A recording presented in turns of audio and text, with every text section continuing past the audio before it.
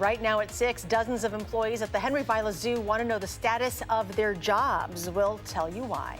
And the man accused of kidnapping Jamie Kloss is speaking out what he's saying about the case from jail. Plus, a judge puts off ruling on a case that challenges laws passed during a lame duck session last year. From the Channel3000.com Alert Center, this is News 3 Now at 6.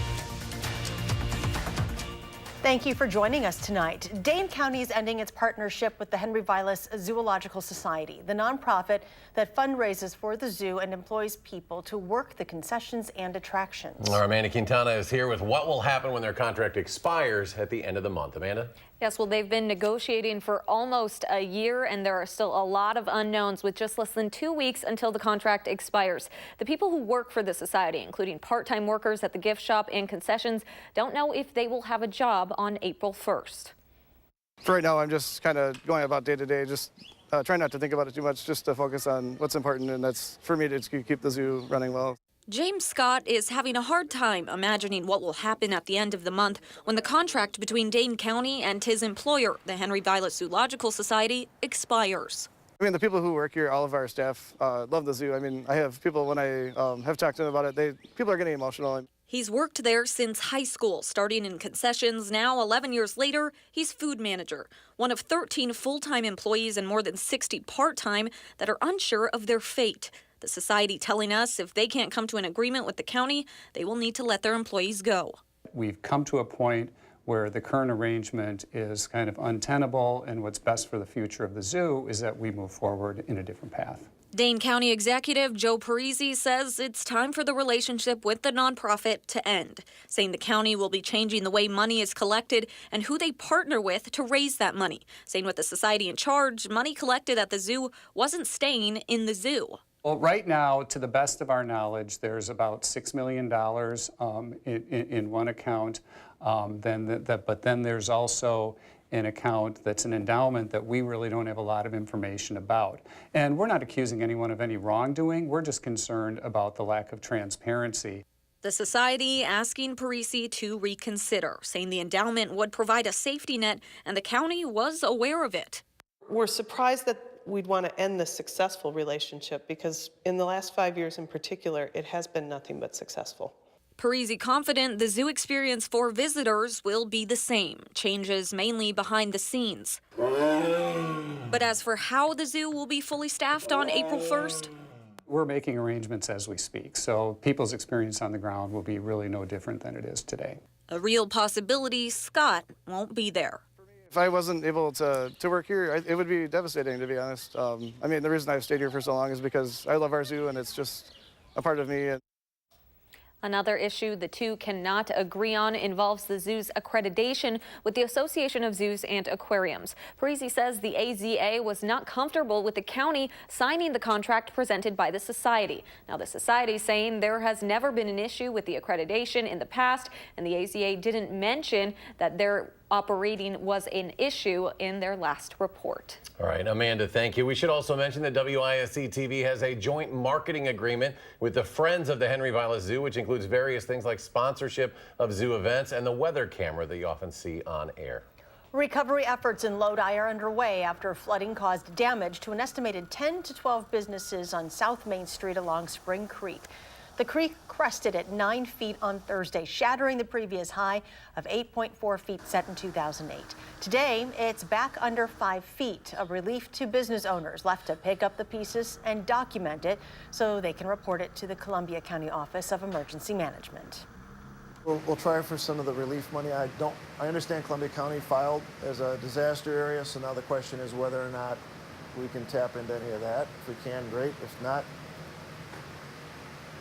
what do? Smile and move on, you know.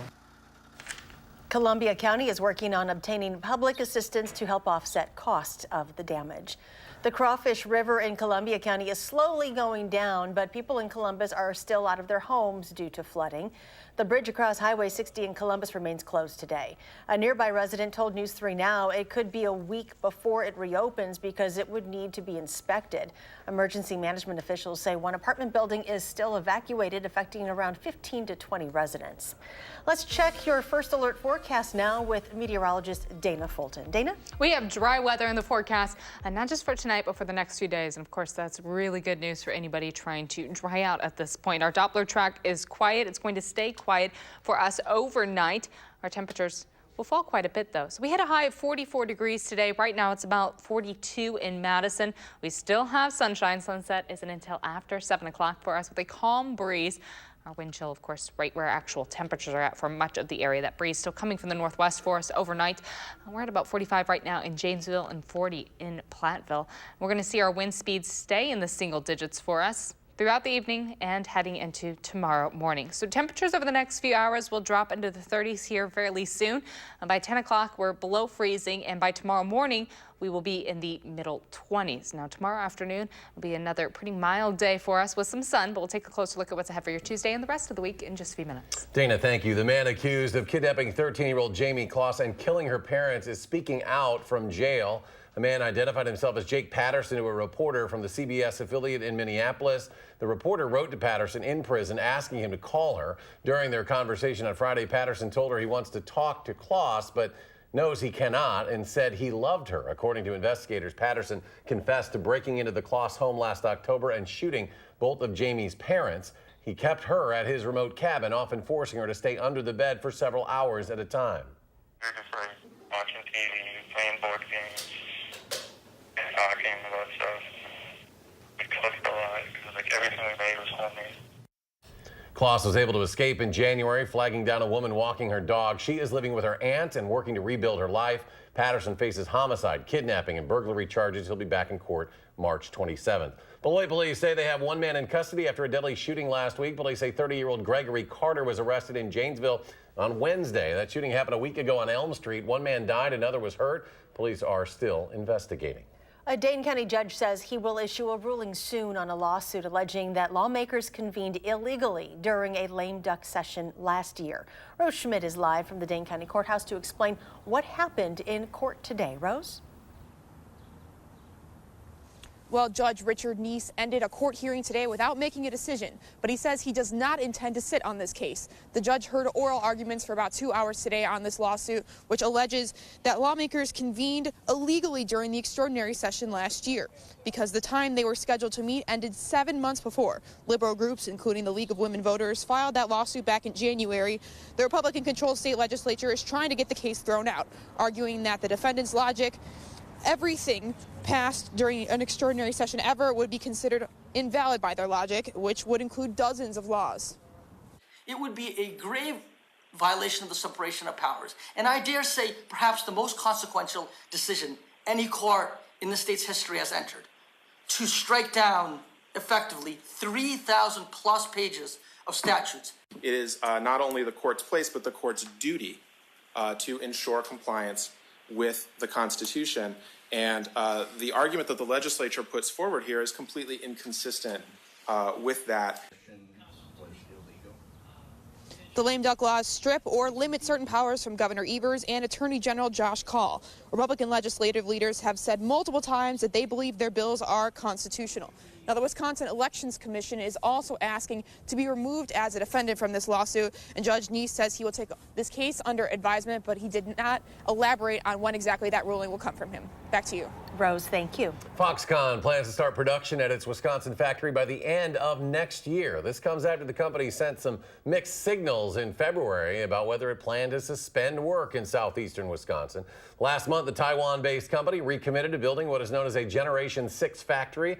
Typically makes display screens for smaller devices like cell phones, tablets, and smaller televisions. The factory will be a part of the massive Foxconn campus located near Kenosha. A spokesperson for the governor says, quote, as the Foxconn project develops, there will be ongoing conversation to ensure that Wisconsin taxpayers see a good return on their investment. But today's announcement by Foxconn makes it clear that Governor Evers is seeing results. You have a chance to learn about the candidates running for mayor of Madison. Incumbent Paul Soglin and challenger Satya Rhodes Conway will be at Central Library for a debate tonight.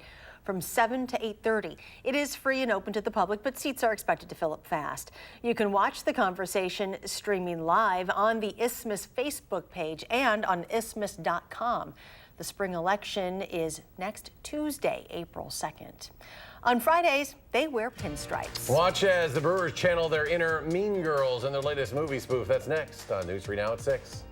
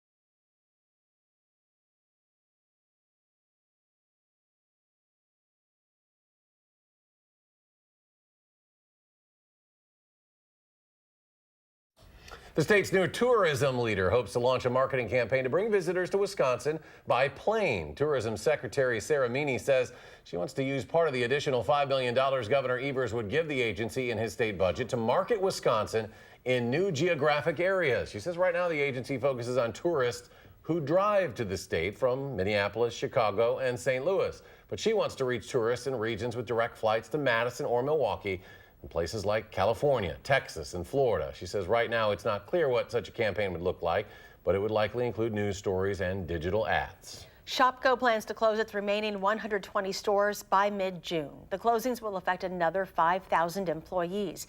Shopko executives say despite their efforts, they were unable to find a buyer.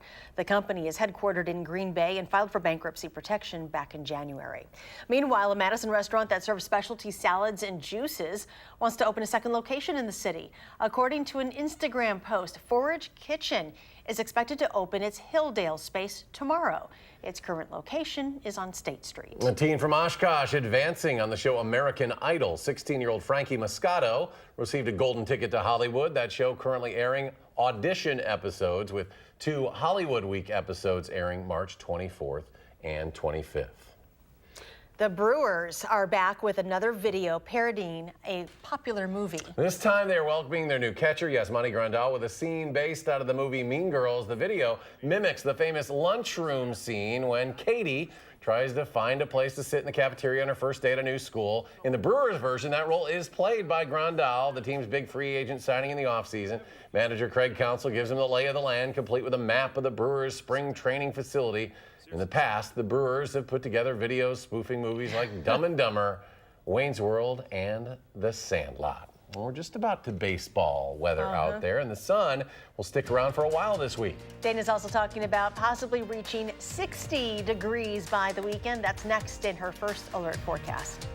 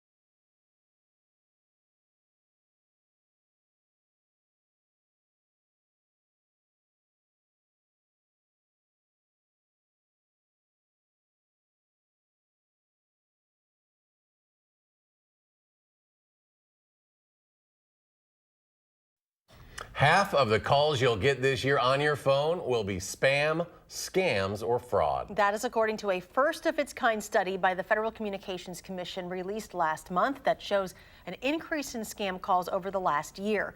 The FCC counts 232,000 reports of fraudulent calls last year, and Wisconsin's Department of Trade, Agriculture, and Consumer Protection reports a 17% increase in those scams across the state from 2017 to last year as well.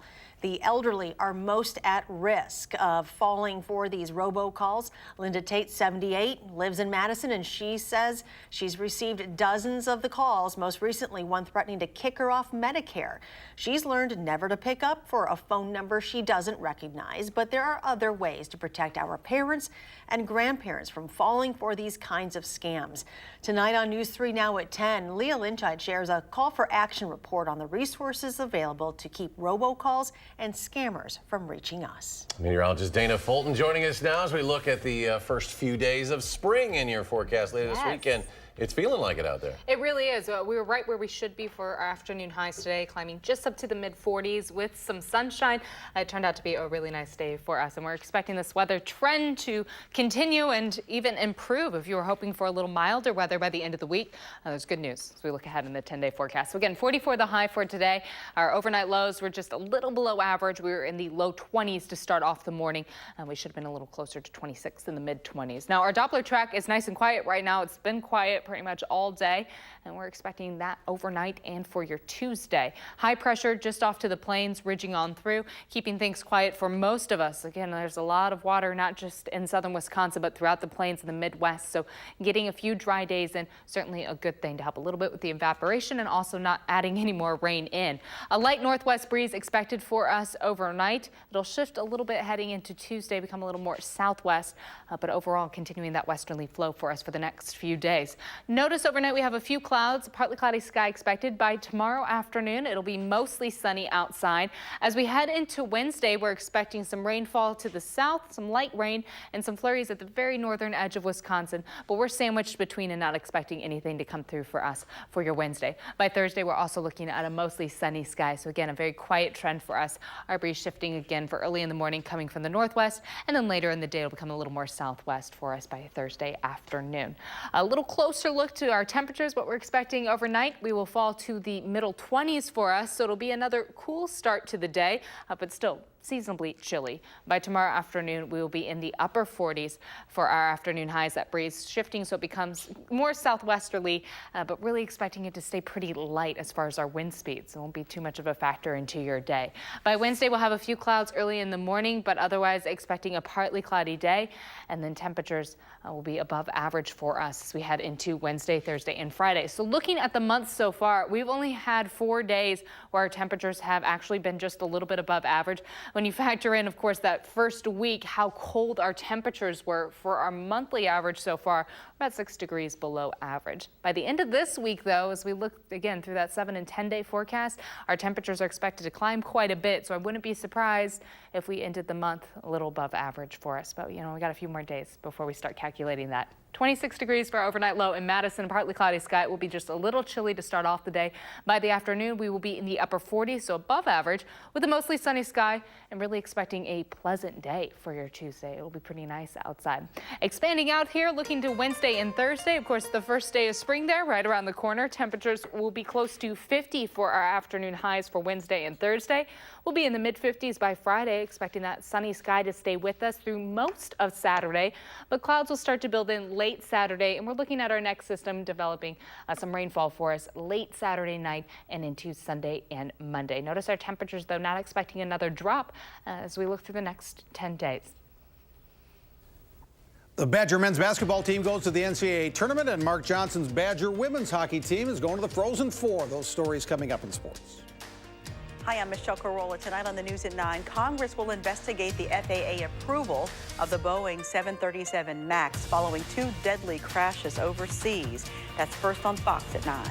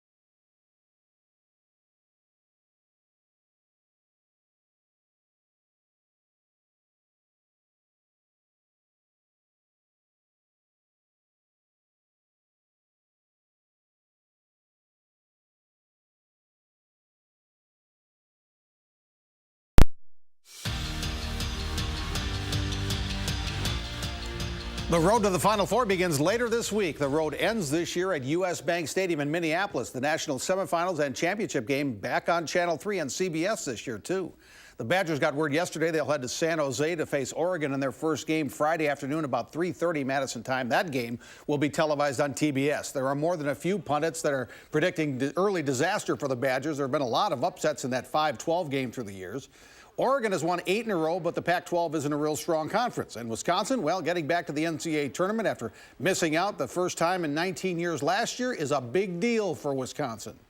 Like I said, I couldn't be more proud of how this group has worked and overcome a lot of things and has earned their way into the tournament again. And as a program to go to the 20 of the last 21, I think speaks to the young men that have been in this program. And like I said, just happy for these guys of what they've accomplished. And it was tough sitting out last year, and that was definitely kind of a motivation for the offseason. But I'm sure that these guys next year will use the same kind of motivation to hopefully start a new streak and just keep this going.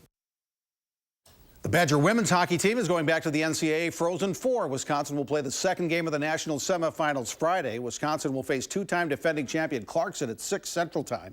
The first semifinal at 3 features another WCHA team, Minnesota, against Cornell. The tournament will be played at Quinnipiac University in Hamden, Connecticut. That's just down the road from Hartford, where former Hartford Whaler Mark Johnson played from 1982 to 85. He says then 54-year-old Gordie Howe used to practice with him. Johnson's Badgers are the top seed in this year's women's hockey tournament. They look forward to the chance to playing the defending champions. Johnson says the whole Frozen Four tournament should be quite an event. This time you're down to 4 teams. Everybody's capable of winning the whole thing. You're only 2 games away from it, so both teams are going to be excited to play. And as you say all along, you know, it's going to come down to your ability to execute at the right time and somebody make a play and you know, be opportunistic. You know, 4 good teams, 4 teams earn the right to be there, and certainly it's up for grabs. And we're certainly looking forward to the challenge and what lies ahead of us and our opportunity. Back to the NCAA men's basketball tournament. If you're filling out your brackets, here are the Las Vegas odds to win it all in Minneapolis in 3 weeks. Duke is 2-1, Virginia next, followed by North Carolina and Gonzaga. 2-1. Duke is the heaviest favorite to win since the 2014-15 season when Kentucky came into the Final Four undefeated. Remember what happened in Indianapolis? This little old team from Wisconsin knocked off Kentucky in the national semifinals. That was the team coached by Bo Ryan that had the Player of the Year Frank Kaminsky, Sam Decker, Nigel Hayes, Bronson Koenig, Josh Gosser, Trayvon Jackson. Wisconsin lost to Duke for the national championship, but the moral of the story is if you're going to pick the favorite, you never know. That's why they call it March Madness. It is truly the unpredictable. That wrecked a lot of people that year. Just like Loyola did last year making the Final Four. There's always a couple surprise teams in there. All right, have fun with those brackets, folks. Final check with Dana. Overall, we're looking at sunshine for the next few days. Mostly sunny sky for your Tuesday. Temperatures will be in the upper 40s, so we're going just a little above average. And for the next several days, we're expecting this mild trend to continue on, close to 50 for Wednesday and Thursday, mid-50s by Friday. And then our next chance for a little rainfall might start to develop overnight Saturday and into Sunday. But notice our temps on Saturday may be breaking close to 60 by Saturday afternoon with some sun in there too. All right, thanks, Dana. And thanks for joining us for News 3 Now at 6. Enjoy your evening, and we will see you back here at 10.